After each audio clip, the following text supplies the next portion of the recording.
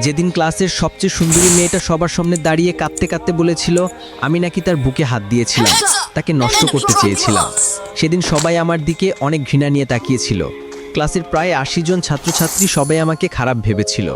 সবাই মেয়েটার কান্না ভেজা কণ্ঠটা বিশ্বাস করেছিল। আমার সবচেয়ে কাছের বন্ধুটাও সেদিন আমার থেকে দূরে সরে গিয়েছিল। আমার সবচেয়ে প্রিয় শিক্ষকটা আমার গালে চড় মেরে বলেছিল, তুমি অনেক ভালো ছাত্র, আমি তোমাকে অনেক ভালোবাসতাম, কিন্তু তুমি আজকে যে কাজটা করেছো তার জন্য আমার ভালোবাসাটা তোমার জন্য চিরতরে শেষ হয়ে গিয়েছে। নিজেকে একজন ভালো মানুষ হিসেবে যে প্রতিষ্ঠিত করতে পারে না, সে যতই ভালো ছাত্র হোক, টাকার মালিক হোক, এসবে কিছু যায় আসে না। একজন মানুষের সবচেয়ে বড় পরিচয় হলো সে একজন মানুষ। তবে তোমার মতো মানুষ না, তুমি এখনো মানুষ হতে পারোনি।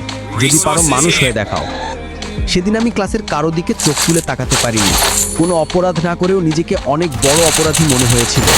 আমার দুঃখটা সেদিন কারো সাথে শেয়ার করতে পারিনি। ক্লাসে যতটুকু সময় ছিলাম ততটুকু সময় আমি নিচের দিকে তাকিয়ে শুধু চোখের পানি ফেলেছিলাম। সেদিন আমি বুঝেছিলাম চোখের পানিরও দাম কম আর বেশি হয়, কারণ মেয়েটার চোখের পানি দেখে সবাই অনেক ইমোশনাল হয়ে গিয়েছিল। আমি মেয়েটার সাথে এইসব করেছি কিনা সেটা না জেনেই সবাই মেয়েটার জলভরা চোখ দেখে তার কথা বিশ্বাস করেছিল। কিন্তু আমার চোখের পানিটা কাউকে আবেগী করতে পারেনি। আমার মতোই আমার চোখের পানিটাও কম দামি। ক্লাস থেকে চলে আসার সময় ওই মেয়েটার সাথেই আমি কথা বলি, যে মেয়েটা সবার সামনে আমাকে এভাবে খারাপ একটা ছেলে হিসেবে পরিচয় করিয়ে দিয়েছে। আমি তার কাছে গিয়ে তাকে কিছু কথা বলি। তুমি এমনটা না করলেও পারতে। তুমি হয়তো ভেবেছিলে এমনটা করার পর আমি তোমার সম্পর্কে কোনো কিছু বললে কেউ বিশ্বাস করবে না। সবাই ভাববে তোমার উপর প্রতিশোধ নেওয়ার জন্য তোমার সম্পর্কে খারাপ কথা বলছি। কিন্তু তুমি হয়তো জানো না, তুমি এসব না করলেও আমি তোমার সম্পর্কে কারো কাছে কিছু বলতাম না। তবে ভয় পেও না, এখনও তোমার সম্পর্কে কারো কাছে কিছু বলবো না। যে মানুষটা আমাকে সবার সামনে খারাপ বানিয়েছে, আমি তাকে সবার সামনে খারাপ বানাতে চাই না। কলেজ থেকে বাসায় যাওয়ার পথে যখন দেখলাম সবাই আমার দিকে কেমন করে যেন তাকিয়ে আছে, তখন আমার বুঝতে অসুবিধা হলো না আমার খবরটা এলাকার অনেকেই জেনে গিয়েছে, তাই তারা আমার দিকে এভাবে তাকিয়ে আছে। এসব খবর বাতাসের মাধ্যমে ছড়িয়ে যায়। আমারটাও হয়তো সেভাবেই সবার কাছে পৌঁছে গিয়েছে, হয়তোবা বাড়িতেও জেনে গিয়েছে। এমনিতেই মা আমার দোষ খোঁজেন সবসময়। একটু ভুল পেলেই বাড়ি থেকে বের করে দিতে চান। শুধু বাবা বলে কয়ে হয়তো আমাকে বাড়ির এক কোণে ছোট্ট একটা রুম দিয়ে রেখে দিয়েছেন। মা চায় না আমি এই বাড়িতে থাকি। যখন বাসায় গেলাম তখন দেখলাম মা আর বাবা দরজার বাহিরে দাঁড়িয়ে আছে। তাদের দেখে বুঝতে পারলাম কলেজের ঘটনাটা তারা জেনে গিয়েছে। তখন আর দেরি না করে আমি বাবাকে বললাম, আমি কিছু করিনি বাবা, বিশ্বাস করেন, আমার মৃত মায়ের কসম বাবা, আমি কিছু করিনি।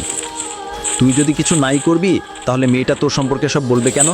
তোর ক্লাসে তো আরও অনেক সুন্দর সুন্দর ছেলে আছে, তাদের সম্পর্কে তো এরকম বললো না, তোর সম্পর্কে কেন বললো? তুই এসব করেছিস বলেই সে সবার সামনে সব বলেছে। একটা মেয়ে কখনো নিজের মান সম্মান নিয়ে এরকম মিথ্যা বলবে না। মিথ্যা তো তুই বলছিস এখন আমাদের সাথে। আমার সৎমা যখন কথাগুলো বললো তখন আমি চুপ করে দাঁড়িয়েছিলাম। কি বলবো কিছু বুঝতে পারছিলাম না। তবে এটা বুঝতে পেরেছিলাম, যাই বলি না কেন আমার কথা কেউ এখন বিশ্বাস করবে না। হঠাৎ করেই মা বাবাকে যে কথাগুলো বললো সেই কথাগুলো শোনার জন্য আমি মোটেও প্রস্তুত ছিলাম না। তুমি তোমার ছেলেকে বাড়িতে রাখলে আমি থাকবো না, এই বাড়িতে থাকবো না। আমি কোনো ধর্ষককে এই বাড়িতে রাখতে চাই না। আমার একটা মেয়ে আছে, আমি আছি, আমরা তো আর আপন কেউ না। আমি তো আর আপন মা না, হাবিবাও তো আর ওর আপন বোন না। সুযোগ পেলে কি না কি করে বসবে কে জানে। তুমি ওকে বাড়ি থেকে বের করে দাও। মা যখন বাবাকে কথাগুলো বলল তখন আমার চোখ দিয়ে অনবরত পানি পড়ছে। আমি ভাবতাম সৎমা হলেও একদিন আমাকে ঠিকই নিজের মায়ের মতো আদর করবে। আমি সবসময় আমার সৎ মায়ের মন জয় করার চেষ্টা করেছি, কিন্তু আমি ব্যর্থ হয়েছি। তবে কোনোদিন ভাবিনি আমার সম্পর্কে এতটা খারাপ ধারণা জন্ম নেবে তার মনে। নিজেকে পৃথিবীর সবচেয়ে অপবিত্র মানুষ মনে হচ্ছে। লজ্জায় অপমানে সেদিন আমি তাদের সামনে দাঁড়িয়ে